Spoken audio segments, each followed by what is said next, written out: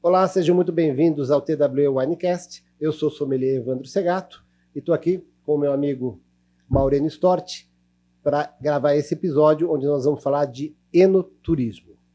Para quem está chegando agora, o TWE Winecast é um programa gravado em 3 episódios por mês. O primeiro episódio, o assunto sempre vai ser vinho, onde nós vamos degustar vinhos, nós vamos falar sobre a vinícola, falar sobre as características dos vinhos e das regiões produtoras. O segundo episódio, o assunto é enonegócios, que é esse episódio que estamos falando hoje. E temos um terceiro episódio, onde nós falamos de enoturismo. E hoje nós temos um convidado especial, né, Maurênio? Sem dúvida, Segato. Hoje nós convidamos o CEO da Casa Perini, Franco Perini, que é um executivo jovem, inovador. Acho que a Casa Perini, para quem não conhece, poucos não conhecem, acho que a maioria conhece, é uma liderança no setor do vinho do Rio Grande do Sul, em especial, localizada na região do Trentino, que é entre Farroupilha e Bento Gonçalves. E a Perini, enquanto vinícola, né, a Perini tem um conceito de indústria, mas enquanto vinícola, na minha concepção, ela desenvolveu tudo aquilo que o enoturismo e o enonegócio apregou, que é o turismo de experiência, são animação. Durante a Perini acabou de fazer um show num sábado, foram 3.300 pessoas com o show do Alok, faz corridas, a Perini Ram, que é e se preparando também para a questão da peregrinação, porque a Perini está numa região que leva ao Caravaggio. Então, é muito interessante, no nosso episódio, a presença do Franco, para ele contar como é que foi essa iniciativa. Eu acho que isso é um detalhe bem bacana, que o nosso assinante e parceiro quer ouvir, e o Terroir Wine Experience traz como primeira experiência o teu protagonismo. Muito obrigado. Primeiro, eu quero agradecer ao Maurênio, agradecer ao Segato pelo convite para participar desse episódio do TWE. Não tem dúvida que, para nós, Casa Perini, é um motivo de orgulho participar de um momento com pessoas tão especiais como vocês e espectadores tão engajados no negócio de vinho como a gente está encontrando aqui. E, Maurênio, obrigado pelo jovem liderança. Eu me sentia melhor quando eu tinha 20 anos, tá? Eu espero amadurecer como bons vinhos, tenho cuidado para isso. Mas quando eu tinha 20 eu era melhor, não tenho dúvida. Mas sim, estamos aí dispostos a fomentar o negócio de enoturismo dentro da vinícola. A gente enxerga o tema desse episódio do TWE como uma importante plataforma, se não a plataforma mais importante para a gente construir relacionamento com os consumidores, né? Então, a Casa Perini, ela vem se voltado muito para o negócio de enoturismo como um dos seus alicerces de construção de marca, de branding da nossa companhia, né? Eu acho muito importante a gente deixar claro que quando nós falamos de enonegócios, as pessoas sempre, em questão de vinhos, né, enonegócios, as pessoas sempre pensam em vender vinho, né? Mas o enonegócio, ele abrange muito mais. Vender vinho é uma parte até das pequenas. Isso está crescendo cada vez mais, as pessoas estão ficando cada vez mais criativas, e o que eu acho bacana é você explicar para nós exatamente essa criatividade que vocês tiveram de levar o enonegócio num outro patamar.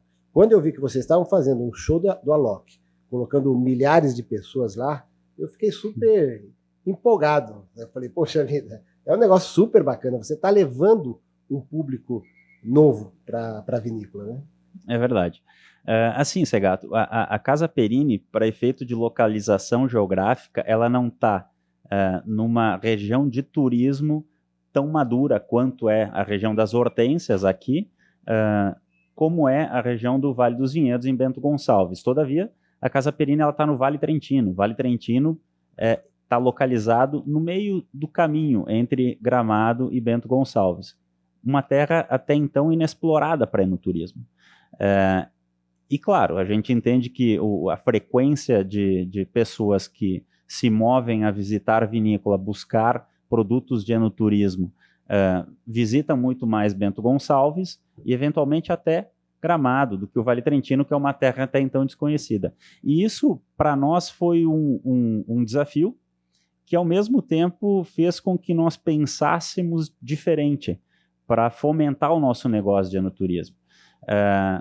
Como nós não estamos inseridos numa rota madura, nós identificamos uma oportunidade de criar produtos diferentes de enoturismo, criar motivos diferentes de enoturismo para que as pessoas buscassem visitar o Vale Trentino e, em si, a Casa Perini, que é a principal vinícola da rota, né? Em cima disso, nós começamos um movimento em identificar oportunidades para relacionar a Casa Perini com pessoas que não essencialmente sejam consumidores de vinho ou que estejam buscando diretamente o assunto vinho. E aí nasceu, como o Maurênio apresentou, a VinoRun. A VinoRun foi o nosso primeiro produto de enoturismo, digamos assim, disruptivo. Nós identificamos que no universo de corredores, a gente tinha uma oportunidade de apresentar a nossa casa, apresentar a nossa rota de enoturismo. E aí a gente começou um movimento em cima desse projeto, de uma corrida em meio a vinhedos, que nada mais é do que um motivo para que no final da corrida as pessoas se encontrem dentro da vinícola e harmonizem pratos e vinhos. E Franco, e como que, porque cada evento atrai públicos distintos, né? Você tem o público da corrida, que nem sempre é o público de um show do Alok, como também às vezes não é o público do restaurante da Casa Perini. Como que é o diálogo com esses distintos públicos? Como que eles veem? Qual é a percepção que vocês têm dessa relação do vinho enquanto protagonista com esses programas que vocês propõem? Então, Maurênio, a gente vem descobrindo que atletas acabam descobrindo o vinho como uma forma de vida também, né? A gente conseguiu construir uma rede de relacionamento, no caso da VinoRun, com corredores do Brasil inteiro e até pessoas que viajam de fora, porque por mais que a gente pense que para a gente praticar a corrida basta um short, um tênis, as pessoas investem nisso, viajam para conhecer regiões diferentes, correr provas diferentes, etc. E essas pessoas acabam se deparando com uma oportunidade de conhecer vinho. E sim, ali a gente acaba captando consumidores e inserindo novas pessoas para esse universo de vinhos. O exemplo do Music Day, que aconteceu na sua primeira edição agora em 2022, com o show do Alok dentro da nossa vinícola, é mais um. A gente conseguiu conversar especialmente com o público jovem, né? Muitas dessas pessoas se iniciando ao álcool até, né? E a gente conseguiu apresentar para essas pessoas que vinho e música eletrônica também harmonizam.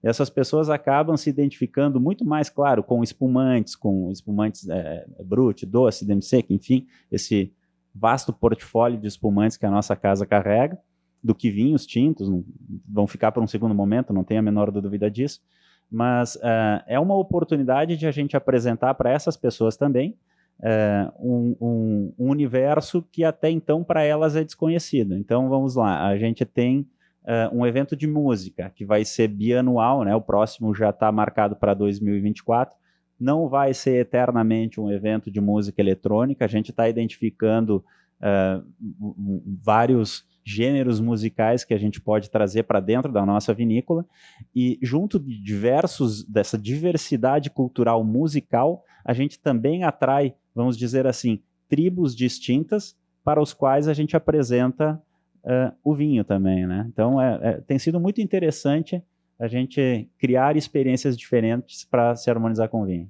A gente tem conversado, né, Segato, sobre, não só conversado, a gente tem viajado muito por conta do nosso projeto Terroir Wine Experience, e a gente tem percebido estágios diferentes em distintas regiões. Região da Campanha, região do Trentino, região do Vale dos Vinhedos. E a gente tem conversado também, né, Franco, sobre a criatividade dos argentinos em relação a como tratar a questão do enoturismo, né? Eu sei que a Perini também tem relação com o mercado argentino já em desenvolvimento. Que experiência que a gente pode contar ou trazer ou aprimorar nesse modelo de trazer um pouco o que acontece de bom lá em Mendoza, Salta? O Segato acabou de vir de Salta também, a convite do governo argentino. Acho que tem uma pegada aí muito bacana de intercâmbio, mas de troca dessas experiências, né? sem dúvida. O negócio de enoturismo hoje ele é global, né?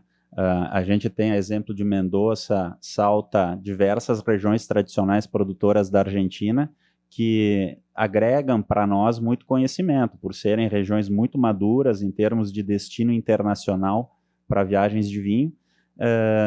Mas eu não pararia por aí. A gente, nas nossas horas vagas, eu digo, o nosso assunto, o nosso lazer também é vinho. Então, quando a gente tem a oportunidade de visitar regiões distintas do planeta, a gente busca regiões produtoras. Então, a gente teve a oportunidade de conhecer regiões produtoras do Chile, da França, Portugal, Espanha, Itália, Califórnia, Austrália, etc. E de todas essas regiões tradicionais produtoras do globo, a gente consegue extrair experiências diferentes, né? Os argentinos, como você fala, Maurênio, eles são exímios receptores de turistas de vinho, né? A Mendoza é um destino muito desejado por europeu, por norte-americano, por brasileiro também, né? O vinho argentino está muito inserido dentro do mercado brasileiro, até pelas mãos da Casa Perini, né? A Casa Perini tem um rótulo elaborado dentro de Mendoza, que a gente chama de Casa Perini Terroir Malbec, que é um produto que a gente traz a identidade dessa variedade que é tão desejada. E a gente aprende muito também com os nossos colegas produtores argentinos as formas de receber as pessoas que nos visitam para procurar vinho, né? Não tenha dúvida. E como é que é essa relação da discussão hoje do posicionamento desses distintos vales, né? Vale Trentino, Vale dos Vinhedos, a campanha gaúcha? Como é que isso está acontecendo do seu ponto de vista de atratividade, de negócio mesmo, que é um pouco... nós temos uma leitura, né, que o vinho ele é um protagonista de N oportunidades, não só beber vinho, mas o vinho é um network, né, ele proporciona essas relações. E como é que vocês estão vendo, vocês, quando eu digo empresários do ramo do vinho, esse salto do Rio Grande do Sul, em especial, ou da região sul, né, nesse contexto? Então, Maurênio, a Serra Gaúcha em si, a macro-região produtora da Serra Gaúcha, ela é responsável hoje por 85% a 90% de toda a produção de vinho do país, né? E dentro dela, o que eu uso dizer que a gente consegue enturnar, a gente como consumidor de vinho consegue encontrar é diversidade. Legal. A gente fala, hoje a gente tem várias micro-regiões produtoras e especializadas em diferentes rótulos, diferentes variedades, diferentes estilos de vinho, né? O Vale dos Vinhedos é uma delas, é a mais madura. O Vale Trentino é a região onde a gente está inserido e vem despontando muito, especialmente com a indicação de procedência geográfica para moscatéis, mas que também agrega uma diversidade enorme de rótulos, tintos, brancos, etc. Farroupilha é o maior produtor de moscatel do Brasil, né? Sim. Sim, Farroupilha tem o título de capital brasileira dos moscatéis, porque no território do nosso município a gente detém praticamente 60% de toda a produção de moscatel do país, né? Então, essa uva que ela tem uma versatilidade de se transformar em espumantes, frisantes, vinhos tranquilos, vinhos de sobremesa. Quem detém a grande produção dessa variedade no Brasil é o município de Farroupilha. Mas os vinhos de Pinto Bandeira, que tem exímios espumantes, a região de Altos Montes também, que tem rótulos maravilhosos, entregam para a Serra Gaúcha essa diversidade, onde o enoturista pode encontrar numa região geográfica aí de um raio de 35, 40 quilômetros, uma diversidade cultural de rótulos, de experiências que... Posso morder a língua, mas é difícil encontrar em outra região produtora do planeta. O Segato, que é meu par, é paulista. E o Segato, como é que o paulista vê esse contexto todo, Segato? Embora você seja um sommelier, está, digamos assim, habituado a esse mundo, né? Não, você está perguntando para mim, né? Sim. O mercado do Sudeste está crescendo bastante, né? Eles estão fazendo lá e tendo bastante sucesso com a dupla poda, uma poda invertida, e fazendo vinhos incríveis, mas não dá para comparar com o Sul. O Sul já está consolidado aqui há muitos anos. O Sudeste ele está se consolidando. Então, assim, ele vai ter muito trabalho pela frente. Mas eu acredito muito que o resultado do Sudeste vai ser em todos os níveis, não só em qualidade de vinhos, mas como em enoturismo, em enonegócios, vai crescer tanto quanto cresceu o Sul. Sem dúvida. Um ponto que eu queria comentar, Segato, e o Franco, já que é o representante aqui, um outro elemento importante que a maioria das vinícolas no mundo, né, mas em especial no Sul, são raiz, são familiares, são pai, mãe, filho, pai, mãe, irmão, né? E vocês, mesmo sendo uma família, a família Perini, vocês estabeleceram todo um sistema de governança, de coordenação. Isso é muito interessante, a forma de negócio, como vocês estão enxergando a perspectiva do vinho. Né? Nem todo mundo consegue, né? Às vezes, em família, nem todo mundo consegue administrar o negócio com a família. Aqui no Sul se diz, principalmente na região da Serra, que aquilo que a gente combina na sexta muda no galeto do domingo, no churrasco do galeto do sábado, no churrasco do domingo. A gente vê, né? Todos os dias a gente vê que gestão de empresa familiar, ela, em algum momento, ela vai ter que passar por um processo de profissionalização para que a longevidade do negócio seja garantida, né? A gente está cansado de ver histórias de empresas familiares, não só do segmento vitivinícola, mas da metal mecânico, moveleiro, industrial, enfim, das mais variados segmentos. É natural que as empresas, nos seus processos de sucessão familiar, elas venham a sofrer. E eu digo que foi uma estratégia muito inteligente dos sócios da Casa Perini, de, num determinado momento, construir um modelo de gestão profissionalizado, onde existe, sim, a participação da vinícola, com 2 membros dentro de um conselho deliberativo administrativo, mas existem 3 profissionais também de mercado, com expertise nas suas áreas, com conhecimento de gestão corporativa familiar também, que agregam muito para o nosso negócio, e a gente percebe já, essa é uma experiência que a gente vive já há 4 anos e meio, quase 5 anos, a gente percebe que a evolução do nosso negócio como gestão é substancial, sem perder a raiz familiar, como muito bem Maurênio coloca, né? O Maurênio teve a oportunidade de conhecer lá o meu pai, a minha mãe, que são sócios fundadores da nossa casa, e ainda são muito ativos no negócio, mesmo sem estarem no processo decisório da companhia, mas são muito ativos, são presentes, opinam, e isso agrega uma exorbitância para a gente garantir a longevidade e a raiz do nosso negócio por gerações, né?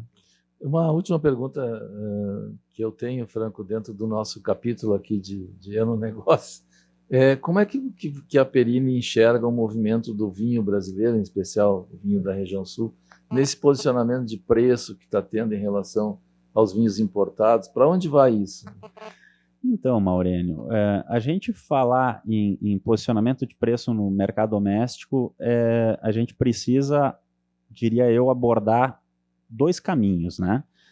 Se a gente falar do vinho estrangeiro que entra no Brasil de modo legal, eu diria que a indústria brasileira hoje tem total competitividade, consegue entregar rótulos com preço e benefício em todas as escalas de consumo, desde o vinho de R$30 até o vinho de R$200, o Brasil ele consegue entregar preço e benefício, desde que se considerar o vinho importado legalmente, né? Que sobre ele incidem todos os mesmos tributos que incidem também na cadeia produtiva brasileira, né? Todavia, a gente se depara todos os dias com vinho que chega no Brasil por descaminho. Esse sim, esse vinho sim, que muitas vezes ele é de qualidade e origem duvidosa, né? Ele chega à disponibilidade do consumidor por valores muito mais atrativos. E aí sim é difícil, né? Porque nós falamos todos os dias, se os vinhos da nossa casa, da Casa Perini, fossem desonerados de tributos na ordem de 45%, 50%, que é a incidência fiscal que se gera na hora do faturamento, né? A gente aí sim também teria competitividade para apresentar rótulos para disputar junto com esse vinho que chega por descaminho. Mas não é a nossa realidade, né? Hoje a cadeia produtiva brasileira ela é bastante controlada, eu diria que, de modo geral, ela é muito séria, ela contribui com seus municípios, estados e União, com toda a incidência fiscal que sobre ela existe, e sim, a competitividade existe com vinho de qualquer nacionalidade, desde que encontrado por caminhos legais, né? Eu queria fazer uma pergunta, voltando um pouco nessa parte de negócios do show do Alok, da corrida, que é o que eu falei que vocês estão dando um passo acima, porque todas as vinícolas que nós visitamos, não tem nenhuma que não esteja investindo no enoturismo, mas com o objetivo principal de trazer o cliente para degustar os seus vinhos, para almoçar nos seus restaurantes, quando é possível, quando a vinícola tem, enfim, trazer para que ele compre o vinho direto na vinícola. Vocês, além disso, que vocês já têm e fazem muito bem feito essa parte de enoturismo, vocês fizeram o show do Alok, vocês fazem essa parte de corrida. O que eu queria saber, e é uma pergunta íntima de negócio seu, é assim, esse negócio vamos dar o exemplo do show do Alok, que é algo um negócio totalmente distinto da vinícola. Acho que foi boa a palavra, disruptivo. Ele é um negócio a mais que vocês estão fazendo, onde vocês querem ter um outro negócio para ter lucro, ou ele tem como objetivo, assim, se não tiver lucro não tem problema, mas eu estou trazendo as pessoas para conhecer o meu vinho? Essa é a ideia. Essa é a ideia. A segunda ou a primeira? A segunda. Claro que no médio e longo prazo, a gente começa a descobrir que os produtos de enoturismo, eles também agregam um certo valor, e aí é inevitável que exista também um interesse comercial, né? Mas até atingir essa maturidade nos produtos de enoturismo, a gente tem um longo caminho de tempo, né, a ser tratado. Mas sim, a gente já está determinado dentro da Casa Perini que a gente não vai desistir, pelo contrário, a gente vai se fortalecer cada vez mais nos negócios de enoturismo. A gente fala a todo momento do Music Day, a gente fala a todo momento da Vino Run, que vai ter 2 edições esse ano. A gente fala de experiências de enoturismo para pessoas que nos visitam, que essas pessoas não vão encontrar em outras vinícolas, em outras regiões produtoras. Então, a gente é intenso na forma como a gente quer criar novos produtos e criar novas experiências para mostrar para as pessoas que existe muita coisa por dentro de uma garrafa de vinho. E a gente quer inserir as pessoas em experiências que levem a elas memórias e sensações que elas não encontrem em outras regiões produtoras e em outras vinícolas. A gente está muito empenhado nisso. A tal ponto que a nossa vinícola hoje ela é até uma plataforma de eventos privados, né? Como tu falou de uma pergunta íntima, eu te devolvo também uma resposta íntima, né? Lá em 2011, eu tinha a minha namorada, hoje minha esposa, Cliciane, já há 15 anos, e quando a gente optou por mover a família e promover laços matrimoniais, eu disse, não, eu nasci e me criei dentro da Casa Perini. Eu vou casar dentro da Casa Perini. E aí surgiu um novo negócio, né? A gente tem lá o Espaço Beatrice. Isso. A gente tem lá o Espaço Beatrice, que nasceu com o meu matrimônio, e hoje é um espaço que está lá disponível para uso das pessoas que querem casar numa vinícola, se formar numa vinícola, promover eventos corporativos dentro de uma vinícola. A nossa casa também é aberta a isso. Isso virou um negócio. A gente tem hoje, de 52 finais de semana do ano, a gente tem 45 ocupados com eventos desse gênero, né? E como as coisas se conectam, né, Segato? Hoje a gente já vislumbra numa área da vinícola ali, muito próxima, no meio dos nossos vinhedos, uma oportunidade também de hospedaria, né? Então, dentro de poucos meses, junto até das grandes ideias do Dr. Maurênio, a gente deve apresentar para o mercado um primeiro eno-resort de vinho do Brasil. Legal. Um projeto boutique, com características de arquitetura singulares, com característica de serviços únicos, que promovam, de novo, uma experiência para as pessoas que elas não consigam encontrar em termos de vinho em outro local. Segato, eu acho que a gente foi muito feliz na escolha do nosso capítulo Enonegócio, né? Eu adorei esse bate-papo. Por mim, eu ficava aqui mais umas 3 horas tomando vinho e conversando sobre isso. Sem dúvida. Mas adorei. Mas obrigado. Obrigado por esse esclarecimento. Franco. Que é isso. Agradeço eu, em nome da Casa Perini, essa oportunidade que vocês estão nos dando para contar um pouquinho do que é a nossa casa para esse seleto grupo de pessoas que, assim como nós 3 aqui, são apaixonados por vinho, né? Então, Obrigado. saúde. Um brinde aqui. Saúde. Esse bate-papo maravilhoso. Obrigado vocês. Inscrevam-se no nosso canal, dê joinha e acompanhe todos os outros episódios do TWE Winecast.